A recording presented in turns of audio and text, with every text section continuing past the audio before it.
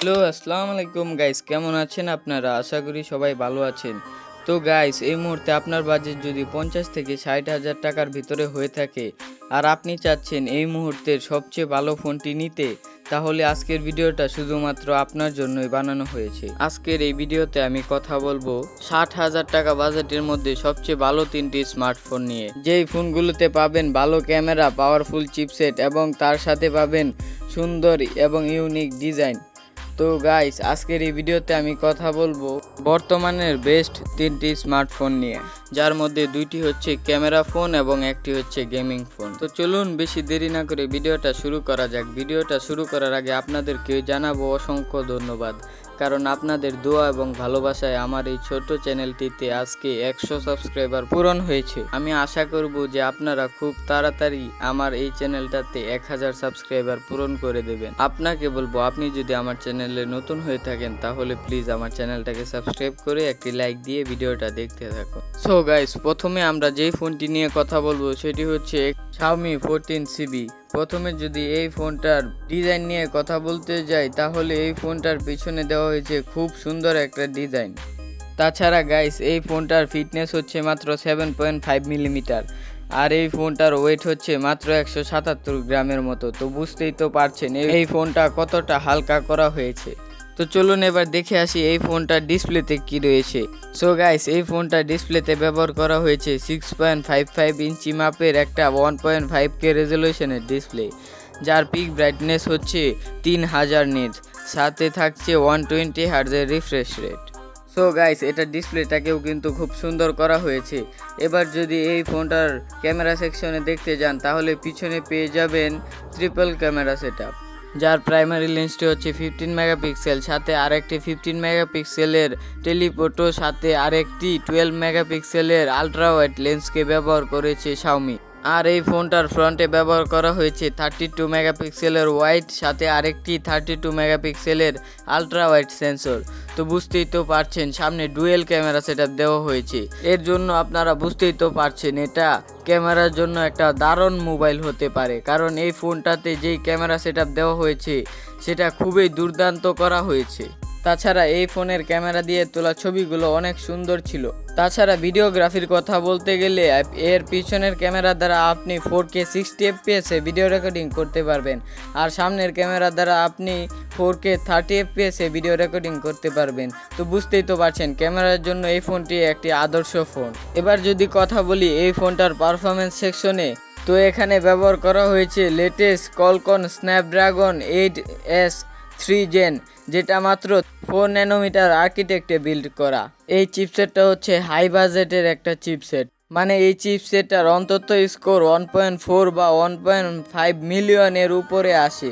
তো বুঝতেই তো পারছেন এই ফোনটা কোন লেভেলের গেমিংয়ের হতে পারে। মানে আপনি এই ফোনটা দিয়ে একদম উড়াধুরা গেমিং করতে পারবেন কোনো রকম ল্যাগ বা কোনো রকম সমস্যা ছাড়াই, কারণ এই ফোনটাতে যে চিপসেটটা ব্যবহার করা হয়েছে সেটা খুবই পাওয়ারফুল একটা চিপসেট। তো গেমিংয়ের জন্যও কিন্তু এই ফোনটা আদর্শ। তো এবার যদি কথা বলা যায় এই ফোনটার ব্যাটারি সেকশনে, তো এখানে ব্যবহার করা হয়েছে 4700 mAh ব্যাটারি, সাথে থাকছে 65 ওয়াটের ফাস্ট চার্জার, যেটা 0 to 100 চার্জিং টাইম হচ্ছে মাত্র 40 মিনিট। তো এখন আপনারা বলতে পারেন যে এটা মাত্র 4700 mAh ব্যাটারি, এটা দিয়ে কি দিনভর চলবে? তো ভাই, এখানে যে চিপসেটটা ব্যবহার করা হয়েছে সেটা মাত্র 4 ন্যানোমিটার আর্কিটেকচারে বিল্ড করা, তো ব্যাটারি অপচয় এখানে অনেকটাই কমে যাবে। সো গাইস, আপনি যদি মাত্র 50,000 টাকা বাজেটের মধ্যে একটি অলরাউন্ডার ফোন নিতে চান, তাহলে নিঃসন্দেহে নিতে পারেন Xiaomi 14CB, কারণ এই ফোনটা একটি অলরাউন্ডার ফোন। তো এই ফোনটা দুইটা ভেরিয়েন্টে লঞ্চ হয়েছে, একটা হলো 8256 আর একটা হলো 512GB র্যাম। সো গাইস, এই ফোনটার বেস ভেরিয়েন্টের প্রাইসটা মোটামুটি 50 থেকে 52,000 টাকার মধ্যেই থাকবে। আর এই ফোনটার 512GB র্যামের ফোনটাকে পাবেন আপনারা মোটামুটি 58 থেকে 60-62 হাজার টাকার ভিতরে। সো গাইস, এরপর যেই ফোনটা নিয়ে কথা বলবো সেটি হচ্ছে Vivo V40 Pro। রিসেন্টলি এই ফোনটা ইন্ডিয়ার মার্কেটে লঞ্চ হয়েছে। তো গাইস, এখন যদি এই ফোনটার ডিজাইন নিয়ে কথা বলি, তাহলে ভিভোর B সিরিজের সবচেয়ে প্রিমিয়াম ফোনের ডিজাইনটা এটাই হয়তো আমার মনে হয়। তাছাড়া আপনাদের কি মতামত তা অবশ্যই কমেন্টে জানাতে ভুলবেন না। তো গাইস, এই ফোনটার পিছনে সুন্দর একটা ডিজাইন দেওয়া হয়েছে, এবং এই ফোনটার পিছনে রয়েছে গ্লাস। আর এই ফোনটার ফ্রন্টে ব্যবহার করা হয়েছে 6.78 ইঞ্চি মাপের ফুল এইচডি রেজুলেশনের অ্যামোলেড ডিসপ্লে, যেটার পিক ব্রাইটনেস হচ্ছে 4500 নিটস। তো এই ফোনটাতে ব্রাইটনেসের কোনো কমতি আপনি পাবেন না। তাছাড়া এই ফোনটাতে রয়েছে 120 হার্জের রিফ্রেশ রেট। তো এই ফোনটার ডিসপ্লেটাও কিন্তু খুবই মারাত্মক করা হয়েছে।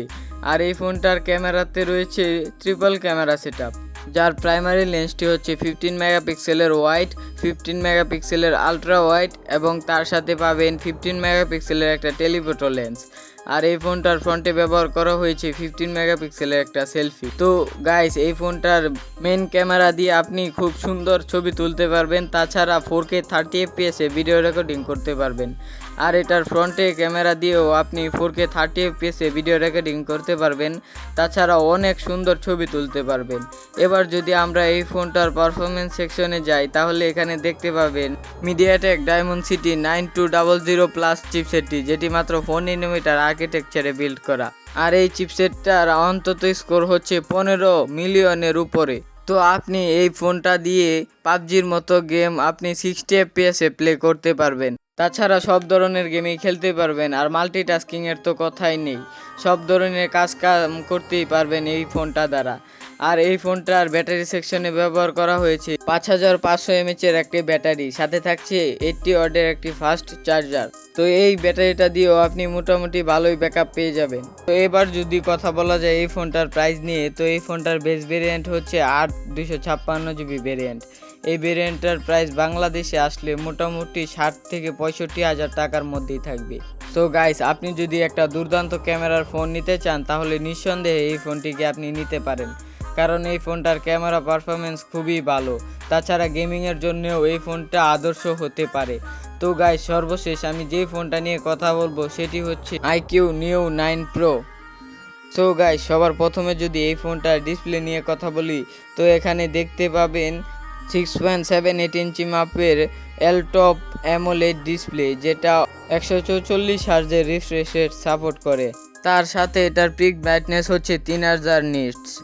তো গাইস, এটার ডিসপ্লেটাও কিন্তু খুবই মারাত্মক করা হয়েছে। তো এবার যদি পিছনের ডিজাইন নিয়ে, তো পিছনে দেওয়া ডুয়েল ক্যামেরার সেটআপের সাথে দেওয়া হয়েছে এই ফোনটার পিছনের ডিজাইনটা কিন্তু আমার কাছে খুবই ভালো লেগেছে। আপনাদের কাছে কেমন লাগলো অবশ্যই কমেন্টে জানাবেন। তো এবার যদি কথা বলি এই ফোনটার পারফরমেন্স সেকশনে, তো এখানে দেওয়া হয়েছে Qualcomm Snapdragon 8 Gen 2, যেটা মাত্র 4 nm আর্কিটেকচারে বিল্ড করা একটি চিপসেট। এই চিপসেটটার অন্তত স্কোর 16 মিলিয়নের উপরে।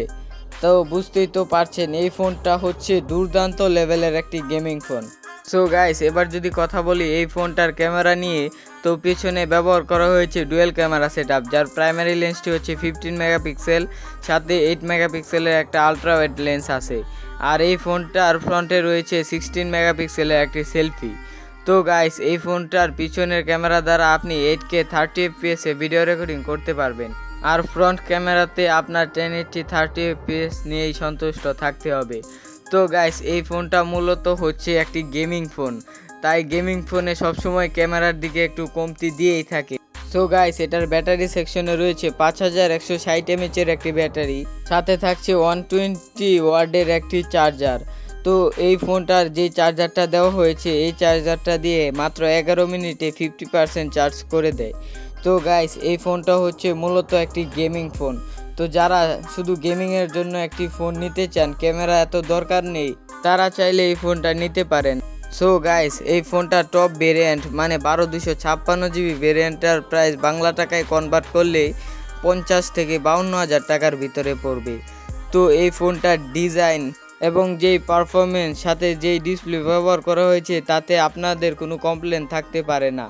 তাছাড়া ক্যামেরা সেকশনে হয়তো আপনাদের একটু সমস্যা হতে পারে, কিন্তু এটার ক্যামেরাটাও কিন্তু খুবই ভালো। সো গাইস, এই ছিল আজকের ভিডিওটা কেমন লাগলো অবশ্যই কমেন্টে জানাবেন।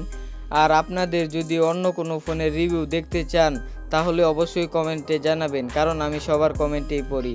আর গাইস, আপনারা যেহেতু আমাকে 100 সাবস্ক্রাইবার পূরণ করে দিয়েছেন, তাহলে প্লিজ 1000 সাবস্ক্রাইবারও পূরণ করে দেবেন। আপনি যদি আমার চ্যানেলটাকে সাবস্ক্রাইব না করে থাকেন, তাহলে প্লিজ আমার চ্যানেলটাকে সাবস্ক্রাইব করে দেবেন। দেখা হচ্ছে অন্য কোনো ভিডিওতে। ততক্ষণ ভালো থাকবেন, সুস্থ থাকবেন। আল্লাহ হাফেজ।